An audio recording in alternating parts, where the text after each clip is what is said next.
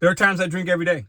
There are times where I'd tell myself I'm not drinking today, and I'd have like one drink or two drinks. By the definition, heavy drinker. I haven't drank in 43 days. I'm going to talk about kind of what I've noticed, good and bad, at getting to this point in my sobriety of quitting alcohol and not drinking at all. I'll share a little bit of a backstory of how much I was drinking, some things that led me to stop. Some of it I've shared in previous videos, but I'm going to dig a little deeper and give you guys what I've learned so far in a very early process of my sobriety and my better health. Welcome back to Mr.BetonYou. So today is Sunday, the 27th of October. 43 days.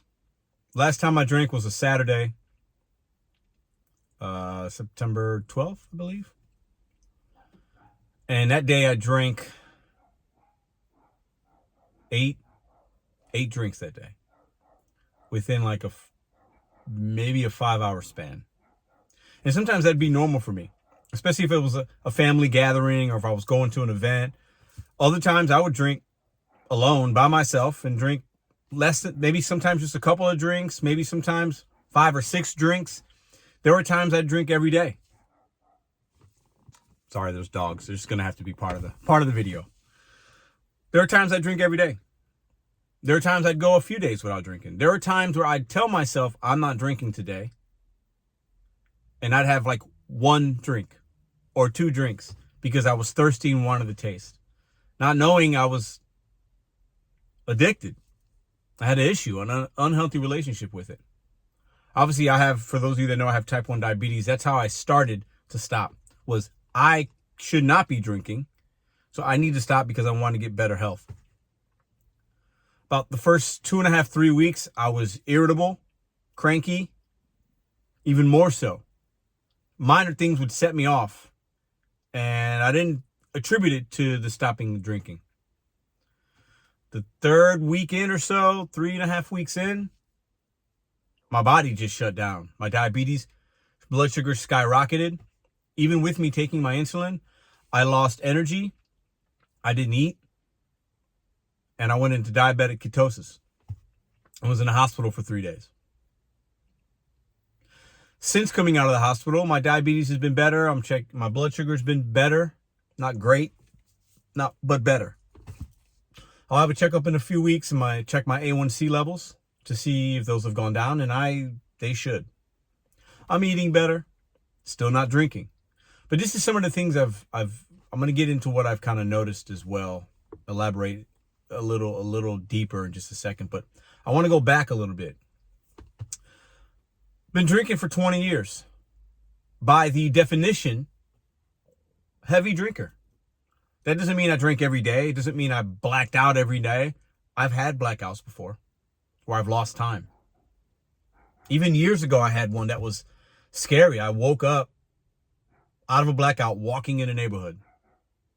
Trying to find my vehicle, and I was several blocks away from it. That should have scared me enough, and it didn't. These dogs are adding a nice ambiance, if you can hear them.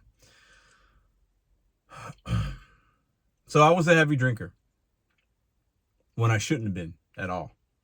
That doesn't mean to have a drink occasionally or whatever, or to drink in excess at times, if it doesn't cause problems in your life, maybe there's not an issue. But alcohol is one of the worst things you can put in your body, especially for somebody like me that battles with demons, addictions, and has type 1 diabetes. I used to hide my drinking sometimes when I didn't have to. And I'm going to be real with y'all. I've never said this and meant it to anybody. There were times I might buy a bottle of vodka or whiskey or something. And with the vodka, you know how you put vodka in the freezer? Some of us do. And I was never somebody that would finish a whole bottle by myself. I've never done that. I finished bottles with friends and things, but never alone. So I always thought, I don't have a problem. I'm not drinking out of the handle. I can make myself a drink. I could pour it in a cup. I could stop after a few. Sometimes. Other times I would drink and want to drink more because it tasted good and I was in that mood. But drinking for me was a very high or low experience. I would drink to not feel and to cope if I was having a bad day or just whatever. And also times I'd drink to celebrate. And those are the times where I would usually drink a lot. But I would take said vodka bottle or whatever, and after I finished it, and it might be after 2-3 days, a week, there were times in my life I'd pour water into that and put it back in the freezer.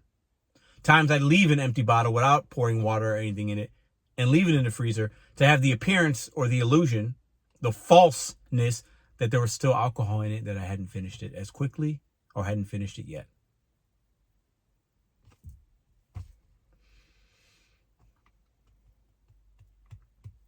Such a weird thing to do, but in my growth and what I'm seeing and what I'm hearing from other people, not uncommon.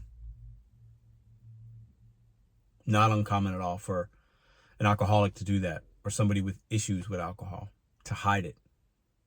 Now, I never hid it in other ways. I've seen people hiding it in other types of containers where you would never think alcohol would be in there.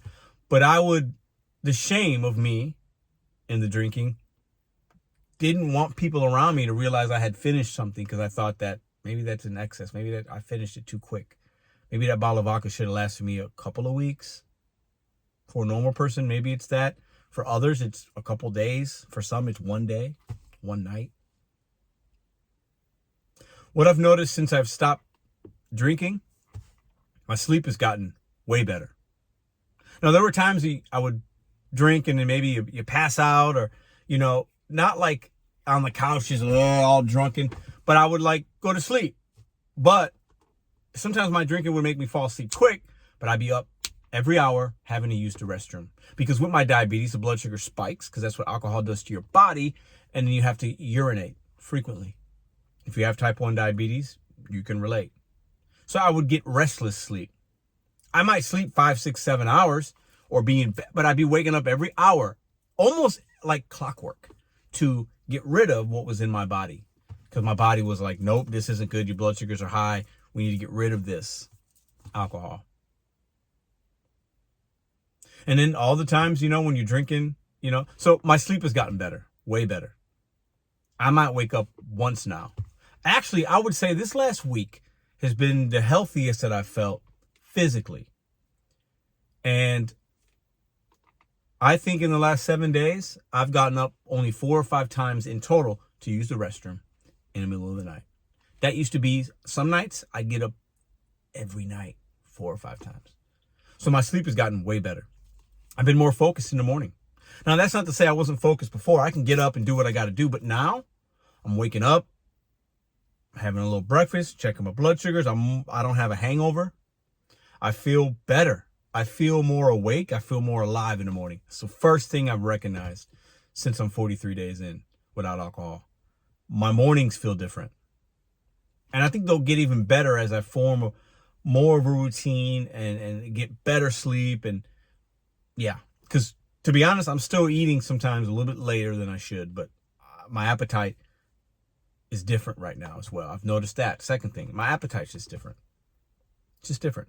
I think the diabetes and the medicine I'm on, the new medicine, has something to do with that, but also just without drinking, I'm substituting eating. So I'm actually eating a little bit more, like snacking. Not eating more meals, but snacking on sugar-free snacks and healthy snacks that are good for me. And I've noticed that as well. The appetite has shifted. Another thing I've noticed, I've been in a different headspace. Not necessarily better, but different. Thinking about things more clear. Watching football or basketball games without having a drink seems odd. It seems awkward. I'm getting ready to watch the Bears game in about an hour, and I'm not going to have a drink. I'm going to have a diet soda or a tea with my wings that I'm making right now. That's going to feel weird. It has felt weird because I've done it before in the last couple of weeks. But I've noticed now I'm more present with Madison and my daughter, Ruby. They're actually not in St. Louis right now. They had a little family. They had a little trip that was pre-planned, and I miss them a lot. And they'll be back tomorrow, and I'm more present with them even when they're not here, just talking and texting and looking forward to hearing from them and FaceTime. And before they left, my drinking, sometimes I would be so excited coming home, going to the liquor store, grabbing a couple Twisted Teas or a bottle of this. Like, ooh, I'm going to put the baby down after a bath and read her book, and I can't wait to have that first drink. I don't have that now, and that feels weird. But now, I'm more present with my kid. I'm not anxious to have that drink. Well, maybe I'm a little anxious because there's been several days where I've wanted to have a drink, but I haven't. But I've been more present in the moments. I'm listening to different things, whether it's a podcast, different types of music, and that's helping a lot. It can be very therapeutic. But I'm more present. I've prayed 3 times this week. Since I stopped drinking, I've prayed 3 times. For myself and for others. I hadn't prayed in over 20 years. And the last time I did it, I needed it just for a moment, and that was it. Better sleep, more presence, better health overall are some of the things that I've noticed. I don't know what else is going to happen. I don't know how long. I don't know. To be honest, I hear a lot of people, they like relapse or fall off around the wagon, whatever it is. And it's like, I had some bits of sobriety for several months or several years, and I had another drink. To be honest, it worries me a little bit. I don't know what that's going to look like for me. If I don't know, but I can't, while I'm worried, if I'm being honest, I shouldn't, and I can't. And I think I'll get help with that, because you have to just take it a day at a time. Moment by moment. I crave it though sometimes. I'd be lying if it wouldn't be nice to crack open a beverage and watch the game. That would feel good. If I'm being honest, it would. But that's not good for me. So another thing I'm trying to learn, and I'm in the beginning stages of it, is what else can I do that's positive and more healthy, that's going to give me that feeling, that dopamine hit. What is it going to be? I don't want to fill time just to fill time and not feel what I'm feeling. But these are some of the things I've noticed that I haven't been drinking for 43 days. Some good, some bad. And I'm sharing them with you guys because this is my life. I use YouTube as a vlog style to document this, to help me and to help others. And I know I'm helping people. I'm running into people that are telling me they're watching my content. Thank you. People are sending me emails, text, Instagram messages, DMs, telling me that they appreciate what I'm doing and that it takes courage to do it. And I appreciate that. I have a long way to go to be the best man that I am supposed to be and to fulfill my purpose, because I believe everybody has a purpose. And it doesn't mean somebody's purpose is more, better, greater, bigger than the next man or woman's. But I have not lived my purpose yet, and I'm almost 43. So that gives me a level of excitement. I'm very curious as to what that'll be. And I'm not trying to overthink it and think it's going to be something that it's not, because I don't know what that is yet. But this might be an avenue to that purpose. And I'm going to continue to do my best for me and my girls, my 2 daughters, Madison, my friends, my immediate family, and in some part, you guys, to bet on myself a completely different way and to let go of my addictions and deal with them in a more healthy manner. And it is not easy. The beginning of this week, when my girls left out of town, and it was a trip I was going to go on, and we decided it was best for me not to. And I have support systems here and other things and things that I'm doing to not be alone. But when I would come home, I felt alone Monday, Tuesday, Wednesday. Monday and Tuesday were rough, and I did not drink. And the week got better. And I think if I would have drank Monday and Tuesday, and I wanted to, the rest of the week would not have turned out the way it turned out. So that's something I can hold on to. 43 days, no booze. This is what I've noticed so far. Hope you guys continue the journey. Help each other out in the comments. If you got questions, ask them. Vulnerability is something that I've always felt I had. But nah, y'all ain't seen nothing yet. Thanks.